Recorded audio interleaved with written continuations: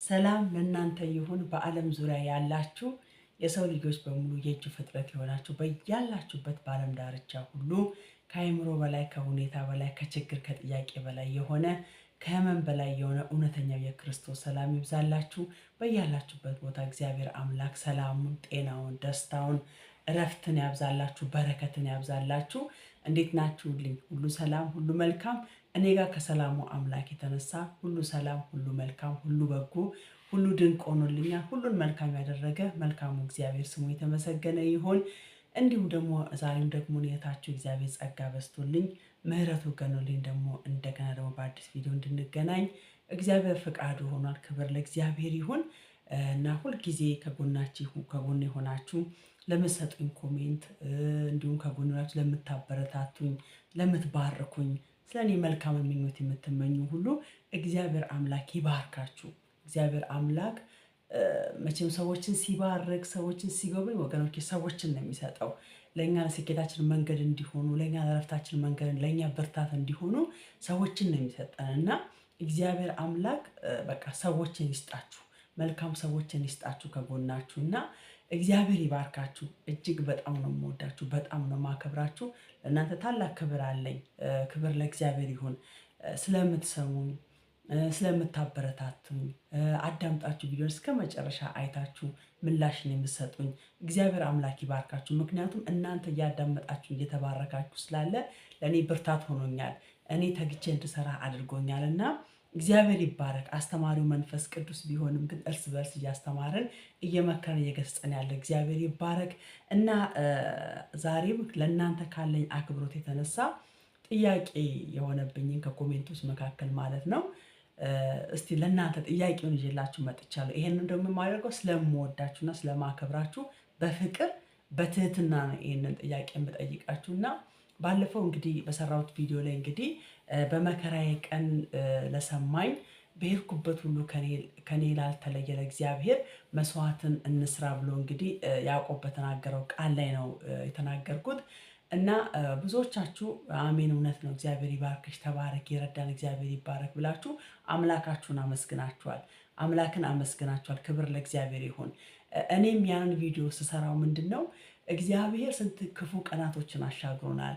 ከኋላችን ብዙ ታመን አንድን ብለን የፈራንባቸው ቀኖች አሉ። አደጋ ደርሶብን፣ ሀዘን ገጥሞን፣ የልብ ስብራት ገጥሞን በብዙ ቻሌንጅ ውስጥ እነዚህን ዓመታት አሳልፎናል። እግዚአብሔር ግን አልፈን ደግሞ ዛሬ 2018 ላይ ደርስናል እና ወደ ኋላችሁ ተመልሳችሁ ወደ ኋላችሁ ራሳችሁን አይታችሁ ለዚህ ቀን ያደረሳችሁን አምላካችሁን አመስግኑ ብዬ ነው ያንን ቪዲዮ የሰራሁት እና እርግጠኛ ነኝ ከእናንተ መካከል ብዙዎቻችሁ አላችሁ፣ የኦርቶዶክስ እምነት ተከታዮች አላችሁ፣ ሙስሊሞች አላችሁ፣ የሁላችሁንም ፕሮቴስታንትም አላችሁ። የሁላችሁንም አከብራለሁ ሃይማኖት። ምክንያቱም እግዚአብሔር ቃል ሲናገር ሁሉም በገባው መጠን ይመላለስ ነው የሚለው። ታላቅ አክብሮት አለኝ እና አከብራችኋለሁ እጅግ በጣም ከምላችሁ በላይ። ነገር ግን እስቲ እዛ ጋር አሁን ኮሜንት ስጽፉ ለእምነቱ ተከታዮች አስተማሪ ነው፣ ለእምነቱ ባይመለከተኝም የምትሉ ነበራችሁ ማለት ነው እና በማብርታት ነው ዛሬ ላይ የቆማችሁት። በማብርታት ነው 2018 የደረሳችሁ። ትላንትና አምላክ አረዳችሁ፣ ፈጣሪ አረዳችሁ፣ አላገዛችሁ፣ በቃ አበቃልኝ ብላችሁ ያላችሁበት ቀን ላይ ጣልቃ ገብቶ ዛሬ ያቆማችሁ። እስቲ ከእናንተ መካከል ለሁላችንም የጥያቄ ይህን ድምፅ የምትሰሙ ነው ከእናንተ መካከል ከኔ ጀምሮ ማለት ነው በጉልበቴ፣ በአቅሜ፣ በችሎታዬ፣ በኃይሌ፣ በገንዘቤ ብዛት፣ በእውቀቴ ነው እዚህ ጋር የደረስኩት የምንል ሰዎች አለን? የለንም። ሁሉን የሚያደርገው እርሱ ነው። ሁሉን የሚያደርገው እግዚአብሔር ነው። ከእግዚአብሔር ውጭ በህይወታችን ላይ ምንም ነገር ሊሆን አይችልም። ምክንያቱም እኛ ቻውን የምንተነፈሳት እስትንፋስ ራሱ በዚህ ሰዓት እኔ አሁን እያወራሁኝ እችን እስትንፋሴ ከሌል ትጎሰር ትችላለች። በቃ እዚህ ጋር እኔ አሁን ምንም ላይሆን ይችላል። ገብቷቸዋል። እና እችን እስትንፋስ ራሱ እንድናገርበት ራሱ የሰጠን እግዚአብሔር ነው። ስለዚህ ይሄን ሀሳብ ይዤላችሁ ስመጣ ደስ ብሏችሁ እንደውም ኋላችሁን ተመልሳችሁ መከራ ያጋጠማችሁን ቀን፣ ህመም ያጋጠማችሁን ቀን፣ የልብ ስባዳ እውነትም እኮ ያን ቀን እኮ ዛሬ አሳልፎኝ እኮ ነው አምላኬ፣ አሳልፎኝ እኮ ነው ፈጣሪ እዚህ ጋር የደረስኩት ብላችሁ ደስ እያላችሁ በኮሜንት ላይ አምላካችሁን ብትባርኩ፣ አምላካችሁን ብታመሰግኑ። ደግሞ አንድ ነገር አለ ወገኖቼ፣ ሰዎች በህይወታችን ላይ ካጣነው ነገር ይልቅ የሆነልን ነገር ብዙ ነው እና ሁልጊዜ አመስጋኞች ስንሆን በረከታችን ይጨምራል። ሁልጊዜ አመስጋኞች ስንሆን ሰላማችን ይጨምራል፣ ደስታችን ይጨምራል፣ ጤናችን ይጨምራል። በአመስጋኝ ሰው እግዚአብሔር ይደሰታል። በአመስጋኝ ሰው እግዚአብሔር በቃ በጣም ደስ ይሰኛል። ደግሞ በምስጋና ውስጥ ደግሞ ድል አለ።